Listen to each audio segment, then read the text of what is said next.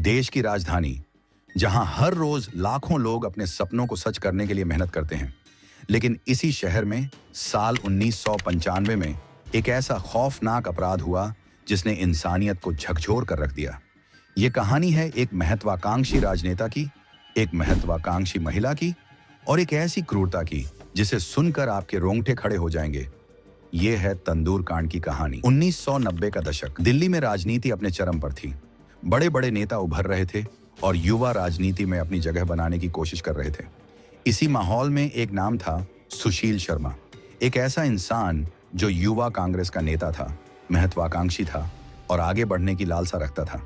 दूसरी तरफ थी सुषमा शर्मा, किरदार के नाम बदले गए हैं, जो एक महत्वाकांक्षी महिला थी।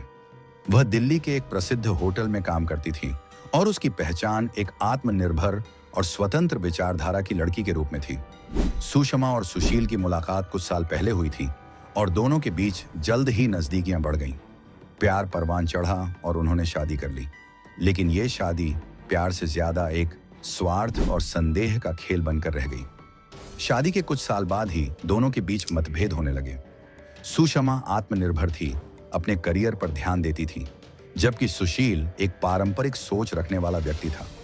वह नहीं चाहता था कि उसकी पत्नी इतनी स्वतंत्र हो। धीरे धीरे दोनों के बीच झगड़े बढ़ने लगे। सुशील को लगने लगा कि सुषमा किसी और के करीब जा रही है। यह संदेह धीरे धीरे उसकी मानसिक स्थिति पर असर डालने लगा और वह शक के जाल में फंसता चला गया। 2 जुलाई 1995 की रात, दिल्ली की गर्मी भरी रात, सुशील अपने घर पर था और सुषमा के फोन रिकॉर्ड्स को खंगाल रहा था। उसका शक धीरे धीरे पागलपन में बदल चुका था।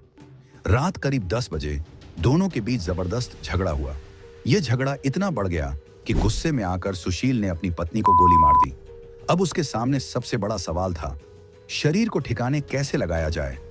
सुशील ने अपने राजनीतिक रसूख का इस्तेमाल करते हुए अपने करीबी दोस्त के रेस्तरां में मदद मांगी। दिल्ली के कनॉट प्लेस इलाके में स्थित बाघिया बारबेक्यू रेस्टोरेंट में उसने शव को जलाने का प्लान बनाया। रात करीब 11:30 सुशील अपनी कार में शव को रखकर रेस्तरां पहुंचा। वहां उसने शव को तंदूर में डालकर जलाने की कोशिश की, लेकिन अपराध ज्यादा देर तक छिपा नहीं रह सकता। जब रेस्तरां के कर्मचारियों ने तंदूर से निकलते गहरे धुएं और अजीब सी गंध को महसूस किया, तो उन्होंने मालिक को इसकी सूचना दी। मालिक को कुछ शक हुआ और उसने पुलिस को फोन कर दिया। पुलिस जब मौके पर पहुंची तो जो देखा वो किसी भयानक सपने से कम नहीं था। तंदूर में जले हुए अवशेष मिले। जब फॉरेंसिक टीम ने जांच की तो पता चला कि ये मानव शरीर के अवशेष थे। इसके बाद पुलिस ने रेस्तरां के कर्मचारियों से पूछताछ की और जल्द ही सच सामने आ गया। हत्या की गई थी और शव को जलाया गया था। हत्या के बाद सुशील शर्मा दिल्ली से भाग गया। पुलिस ने उस पर लुकआउट नोटिस जारी कर दिया। वह कई दिनों तक इधर उधर छिपता रहा, राजस्थान, उत्तर प्रदेश और फिर मुंबई। आखिरकार सुशील को बेंगलुरु से गिरफ्तार कर लिया गया। पुलिस ने जब उससे पूछताछ की तो उसने शुरुआत में झूठ बोला, लेकिन सबूतों के दबाव में उसने सच कबूल कर लिया। सुशील शर्मा पर हत्या और सबूत मिटाने के आरोप लगे। कोर्ट में चले लंबे मुकदमे के बाद 2003 में उसे फांसी की सजा सुनाई गई, लेकिन 2013 में सुप्रीम कोर्ट ने उसकी सजा को उम्र कैद में बदल दिया। करीब 23 साल जेल में बिताने के बाद 2018 में उसे अच्छे व्यवहार के आधार पर रिहा कर दिया गया। तंदूर कांड सिर्फ एक हत्या नहीं थी, ये एक मानसिकता को दर्शाता है, शक, पजेसिवनेस और क्रूरता की हद। सुशील शर्मा ने जो किया वो एक सभ्य समाज के लिए एक चेतावनी है।